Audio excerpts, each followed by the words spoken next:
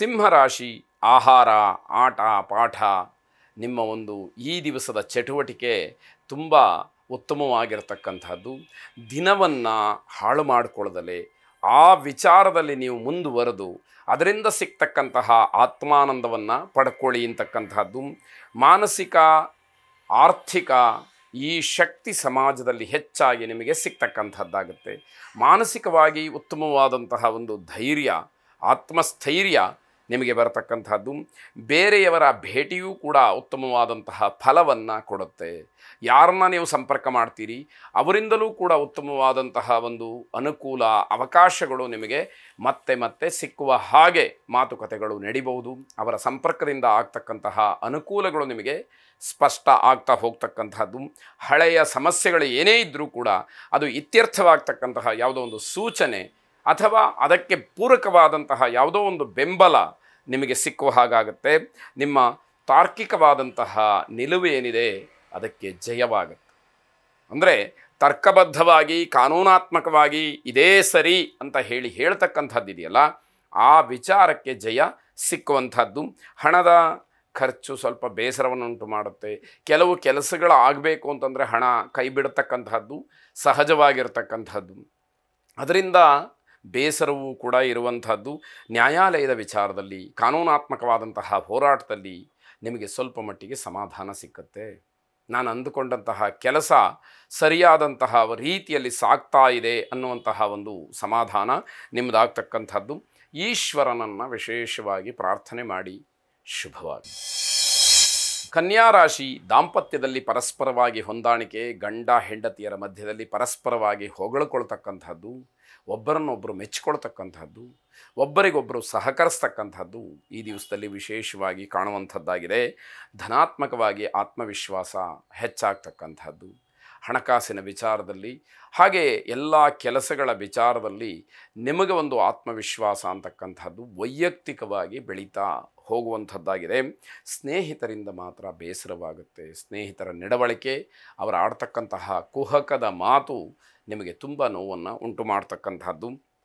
ಹಿಂದೆ ಯಾವತ್ತೂ ಮಾಡಿದಂತಹ ಲಾಭ ಅಥವಾ ಹಣ ಹೂಡಿಕೆ ಇದರಿಂದ ಲಾಭವನ್ನು ನೋಡುವಂಥದ್ದು ಅಥವಾ ಲಾಭ ಸಿಕ್ಕುವಂತಹ ಸೂಚನೆ ನಿಮ್ಮದಾಗ್ತಕ್ಕಂಥದ್ದಾಗುತ್ತೆ.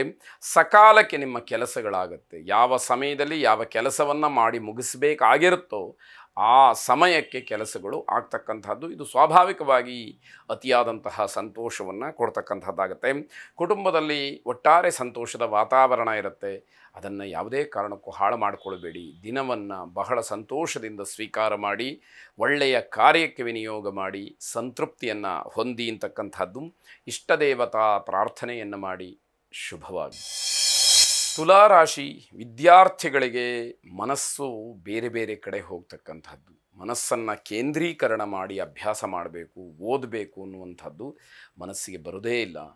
ಆಗ ಬೇರೆ ಬೇರೆ ಚಟುವಟಿಕೆಗಳಲ್ಲಿ ತಲ್ಲೀನರಾಗ್ತೀರಿ. ಅದು ನಿಮಗೆ ಒಂದಷ್ಟು ಸಮಸ್ಯೆಗೆ ಕಾರಣ ಆಗ್ತಕ್ಕಂಥದ್ದು. ಆರೋಗ್ಯವೂ ಕೂಡ ನಿಮಗೆ ಸಮಸ್ಯೆಯನ್ನು ಮಾಡುತ್ತೆ. ಅಂದರೆ ದೊಡ್ಡ ಮಟ್ಟದ ಏನೋ ತೊಂದರೆಗಳಾಗ್ಬಿಡುತ್ತೆ ಅನ್ನುವಂಥದ್ದೇನಿಲ್ಲ. ಆದರೆ ಸಣ್ಣ ಪುಟ್ಟ ಆರೋಗ್ಯ ಸಮಸ್ಯೆಯೂ ಕೂಡ ನಿಮ್ಮ ವಿದ್ಯಾಭ್ಯಾಸದ ವಿಚಾರದಲ್ಲಿ ಒಂದಷ್ಟು ಸಮಸ್ಯೆಯನ್ನು ಮಾಡ್ತಕ್ಕಂಥದ್ದಾಗತ್ತೆ. ಅಸಭ್ಯವಾದಂತಹ ಮಾತುಗಳಿಂದ ಜನ ದೂರವಾಗ್ತಾರೆ. ನಿಮ್ಮ ಭಾಷೆ ಇದೆಯಲ್ಲ ಅದು ನಿಮ್ಮ ಹಿಡಿತದಲ್ಲಿ ಇರುವುದಿಲ್ಲ. ಏನು ಆ ಸಮಯಕ್ಕೆ ಬಾಯಿಂದ ಯಾವ ಮಾತು ಬರುತ್ತೋ, ಯಾವ ಪದಗಳು ಬರುತ್ತೋ ಅದನ್ನು ಪ್ರಯೋಗ ಮಾಡಿಬಿಡುವಂಥದ್ದು. ಇದರಿಂದ ಕೆಲವರಿಗೆ ತುಂಬ ಆಘಾತವಾಗುತ್ತೆ, ನೋವಾಗುತ್ತೆ. ಸಂಸ್ಕಾರಯುತರಾಗಿರ್ತಕ್ಕಂಥವ್ರು ಆಡುವಂತಹ ಮಾತ ಇದು ಅನ್ನುವಂತಹ ಪ್ರಶ್ನೆಗಳು ಬರುತ್ತೆ. ಇದೆಲ್ಲವನ್ನು ಗಮನಿಸ್ಕೊಳ್ಬೇಕು. ಇದು ಒಂದು ಸಾರಿ ನಡೆದಾಗ, ಅದು ನಿಮ್ಮ ಗಮನಕ್ಕೆ ಬಂತು ಅಂತಾದಾಗ ತಕ್ಷಣದಲ್ಲಿ ಅದನ್ನು ಬದಲಾವಣೆ ಮಾಡಿಕೊಂಡ್ರೆ ನಿಮ್ಮ ಗೌರವ ಹಾಗೆ ಉಳಿಬಹುದು. ಇಲ್ಲದೇ ಇದ್ದರೆ ಸಮಾಜದಲ್ಲಿ ಯಾವ ರೀತಿಯಲ್ಲಿ ಬೇಕಾದರೂ ಕೂಡ ಅವಮಾನಕ್ಕೆ ಅವಕಾಶಗಳಾಗ್ತಾ ಹೋಗುತ್ತೆ. ಕೆಲಸದಲ್ಲಿ ಅನೇಕ ಸವಾಲುಗಳಿರುತ್ತೆ. ಭಗವದ್ ಅನುಗ್ರಹದಿಂದ, ನಿಮ್ಮ ಶಿಸ್ತುಬದ್ಧವಾದಂತಹ ಜೀವನದಿಂದ ನೀವು ಅದೆಲ್ಲವನ್ನು ಸ್ವೀಕರಿಸಿ ಅದರಲ್ಲಿ ಗೆಲ್ತಕ್ಕಂತಹ ಒಂದು ಯೋಗ್ಯತೆ, ಅರ್ಹತೆ ನಿಮಗಿರಬಹುದು. ಆದರೆ ತಾಳ್ಮೆ ಅಂತಕ್ಕಂತಹದ್ದು ಬಹಳ ಮುಖ್ಯವಾಗುತ್ತೆ. ತಾಳ್ಮೆಯಿಂದ ವರ್ತಿಸಿದಾಗ ಮಾತ್ರ ನಿಮಗೆ ಸಂದಾಯವಾದಂತಹ ಜಯ ಏನಿದೆ ಅದಕ್ಕೆ ಒಂದು ಸೂಕ್ತವಾದಂತಹ ಅರ್ಥ ಬರುತ್ತೆ ಅಂತ ತಿಳಿಯಬೇಕು. ಏಕನಕ್ಷತ್ರದ ದಂಪತಿಗಳಿಗೆ ದೀರ್ಘಕಾಲದ ದಾಂಪತ್ಯ ಸಮಸ್ಯೆ ಉಂಟಾಗುತ್ತೆ.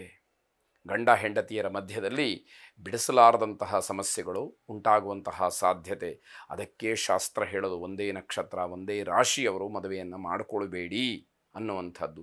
ಇದನ್ನೂ ಮೀರಿ ಯಾವುದೋ ಒಂದು ಸಂದರ್ಭದಲ್ಲಿ ಕಟ್ಟು ಬಿದ್ದು ಆಗಿರತಕ್ಕಂತಹ ವಿವಾಹ ಪ್ರಸಂಗಗಳು ಈ ರೀತಿಯ ಸಮಸ್ಯೆಗೆ ಕಾರಣವಾಗ್ತಕ್ಕಂಥದ್ದಾಗತ್ತೆ. ಪ್ರೇಮಿಗಳಿಗೂ ಕೂಡ ಇದು ಅನ್ವಯವಾಗ್ತಕ್ಕಂಥದ್ದು. ಒಂದೇ ರಾಶಿ ಒಂದೇ ನಕ್ಷತ್ರ ಪ್ರೇಮಿಗಳಿಗೆ ಶುಭವಲ್ಲದೇ ಇರತಕ್ಕಂಥದ್ದಾಗತ್ತೆ. ಏಕನಕ್ಷತ್ರ ಶಾಂತಿಯನ್ನು ಮಾಡಿಸ್ಕೊಳ್ಳಿ ಅಂತಕ್ಕಂಥದ್ದು ಪರಿಹಾರ ಶುಭವಾಗಿ. ವೃಶ್ಚಿಕ ರಾಶಿ ಯಾವುದೇ ಕೆಲಸ ಇರಲಿ, ಬುದ್ಧಿವಂತಿಕೆ ಇರಲಿ, ವಿದ್ಯಾಭ್ಯಾಸ ಇರಲಿ, ವರಮಾನ ಇರಲಿ ಅಥವಾ ಬೇರೆ ಇನ್ಯಾವುದಾದ್ರೂ ವ್ಯವಹಾರಗಳಿರಲಿ, ಬೇರೆಯವರ ಜೊತೆಯಲ್ಲೇ ನಿಮ್ಮನ್ನು ನೀವು ಹೋಲಿಕೆ ಮಾಡಿಕೊಳ್ಬೇಡಿ. ನೀವೇ, ಅದು ಒಳ್ಳೆಯದಿರಲಿ ಕೆಟ್ಟದಿರಲಿ. ಆದ್ದರಿಂದ ಬೇರೆಯವರ ಜೊತೆಗೆ ಹೋಲಿಕೆ ಮಾಡಿಕೊಂಡು ನಾನು ಅವರಿಗಿಂತ ಏನೋ ಮೇಲ್ಮಟ್ಟದಲ್ಲಿದ್ದೀನಿ, ಇನ್ಯಾರಿಗಿಂತಲೂ ನಾನು ಕೆಳಮಟ್ಟದಲ್ಲಿದ್ದೀನಿ, ಇವೆಲ್ಲ ಯಾವ ಆಲೋಚನೆಗಳು, ಈ ರೀತಿಯ ಹೋಲಿಕೆಗಳು ನಿಮಗೆ ಬರಬಾರದು. ನೀವು ನಿಮಗಿಂತ ಉತ್ತಮರನ್ನು ನೋಡಿದಾಗ ಅವರ ರೀತಿಯಲ್ಲಿ ನಾನು ಆಗಬೇಕು ಅಂತಕ್ಕಂತಹ ಒಂದು ಆತ್ಮವಿಶ್ವಾಸ ನಿಮ್ಮಲ್ಲಿ ಮೂಡ್ತಾ ಹೋಗಬೇಕೇ ಹೊರತು ಬೇರೆಯವರನ್ನು ಕಂಡು ನಾನು ಹಾಗಿಲ್ವಲ್ಲ ಅಂತ ಹೇಳಿ ಅಂದ್ಕೊಳ್ಬಾರ್ದು. ಅಥವಾ ನಿಮಗಿಂತ ಯಾರಾದರೂ ಒಂದಷ್ಟು ಏನೋ ಕೆಲವು ವಿಚಾರಗಳಲ್ಲಿ ಕೆಳಮಟ್ಟದಲ್ಲಿದ್ದಾರೆ ಅಂತಾದರೆ ನಾನು ಅವರಿಗಿಂತ ಶ್ರೇಷ್ಠ ಅನ್ನುವಂತಹ ಭಾವನೆಯೂ ಕೂಡ ನಿಮ್ಮ ಮನಸ್ಸಿನಲ್ಲಿ ಬರಬಾರದು ಅಂತಕ್ಕಂತಹ ಅರ್ಥ. ಅದೆಲ್ಲವನ್ನು ಬಹಳ ಕೂಲಂಕಷವಾಗಿ ತಿಳಿದು ಅದರಂತೆ ನಡ್ಕೊಳ್ಬೇಕಾದಂಥದ್ದು ಮುಖ್ಯವಾಗುತ್ತೆ. ಚಾಲ್ತಿಯಲ್ಲಿರ್ತಕ್ಕಂತಹ ಕೆಲಸ ಸ್ಥಗಿತವಾಗಬಹುದು. ಅಂದರೆ ಯಾವುದೋ ಒಂದು ಕೆಲಸ ನಡ್ಕೊಂಡು ಹೋಗ್ತಾ ಇದೆ, ವಿನಾಕಾರಣ ತತ್ಕ್ಷಣದಲ್ಲಿ ಆ ಕೆಲಸ ರದ್ದಾಗಬಹುದು, ನಿಂತು ಹೋಗ್ಬೋದು. ದೊಡ್ಡ ಆಘಾತಕ್ಕಿದು ಕಾರಣವಾಗ್ತಕ್ಕಂಥದ್ದು. ಆತ್ಮವಿಶ್ವಾಸದ ಕೊರತೆ ಇದಕ್ಕೆಲ್ಲ ಕಾರಣ ಅಂತ ಹೇಳಬೇಕು. ನನ್ನಿಂದ ಈ ಕೆಲಸ ಆಗತ್ತಾ ಅನ್ನುವಂತಹ ಧೈರ್ಯ ಇಲ್ಲ ನಿಮಗೆ. ಆ ಧನಾತ್ಮಕವಾದಂತಹ ಚಿಂತನೆ ಇಲ್ಲದೆ ಇದ್ದಾಗ ಈ ರೀತಿ ಇದೆಲ್ಲ ಸಂಭವಿಸ್ತಕ್ಕಂಥದ್ದು ಸಹಜವಾಗಿರುತ್ತೆ. ಮಾನಸಿಕವಾದಂತಹ ಸ್ಥಿಮಿತತೆಯನ್ನು ಕಳ್ಕೊಳ್ತೀರಿ. ಮನಸ್ಸು ನೀವು ಹೇಳ್ದಾಗ ಕೇಳೋದಿಲ್ಲ. ಏನೋ ಒಂದು ರೀತಿಯ ಆತಂಕ, ಭಯದ ವಾತಾವರಣ ಮನಸ್ಸಿನಲ್ಲಿ, ಹೊರಗಡೆ ಅದನ್ನು ತೋರಿಸ್ಕೊಳ್ಳದೇ ಇರಬಹುದು. ಆದರೆ ಏನಾಗ್ಬಿಡುತ್ತೋ ಅನ್ನುವಂತಹ ಭಯ ನಿಮ್ಮನ್ನು ಪೂರ್ಣವಾಗಿ ಕಾಡ್ತಕ್ಕಂತಹ ದಿವಸವಾಗುತ್ತೆ. ನಿರ್ಲಕ್ಷ್ಯದಿಂದ ಕೆಲಸದ ಗುಣಮಟ್ಟವೂ ಕೂಡ ಕಡಿಮೆ ಆಗುತ್ತೆ. ಯಾವಾಗ ಮಾನಸಿಕವಾಗಿ ಭಯವಾಗುತ್ತೆ, ನೀವು ಮಾಡಬೇಕಾದಂತಹ ಕೆಲಸದ ಕಡೆನೂ ಕೂಡ ಗಮನ ಇರೋದಿಲ್ಲ. ಗಮನ ಕಡಿಮೆ ಆದಾಗ ಕೆಲಸ ತನ್ನ ಗುಣಮಟ್ಟವನ್ನು ಕಳ್ಕೊಳ್ತಕ್ಕಂಥದ್ದು. ಇದೆಲ್ಲ ಸಹಜವಾಗಿ ನಡೀತಕ್ಕಂತಹ ಪ್ರಕ್ರಿಯೆಗಳಾಗಿರುತ್ತೆ. ಆದರೆ ಅದರಿಂದ ಆಗ್ತಕ್ಕಂತಹ ದುಷ್ಪರಿಣಾಮ ನಿಮ್ಮ ಎಲ್ಲ ವ್ಯವಹಾರದ ಮೇಲೆ ಬೀಳ್ತಕ್ಕಂಥದ್ದು. ಹಿರಿಯರ ಸಲಹೆಯನ್ನು ಪಡ್ಕೊಳ್ಳಿ, ಅವರ ಮಾರ್ಗದರ್ಶನದಂತೆ ನಡೆಯಿರಿ. ಸ್ವಲ್ಪ ಮಟ್ಟಿಗೆ ಬದಲಾವಣೆಯನ್ನು ಕಾಣಲಿಕ್ಕೆ ಅವಕಾಶಗಳಾಗತ್ತೆ. ಅಶ್ವತ್ಥ ವೃಕ್ಷಕ್ಕೆ, ಅರಳಿ ಮರಕ್ಕೆ ನಿಮಗೆ ಅನುಕೂಲ ಇದ್ದರೆ, ಉತ್ತಮವಾದಂತಹ ಶಾಂತಯುತವಾದಂತಹ ಮನಸ್ಸಿದ್ದೆ ಮಾತ್ರ ಒಂದು 12 ಪ್ರದಕ್ಷಿಣೆಗಳನ್ನು ಹಾಕಿ ಪ್ರಾರ್ಥನೆಯನ್ನು ಮಾಡಿ. ಶುಭವಾಗಿ.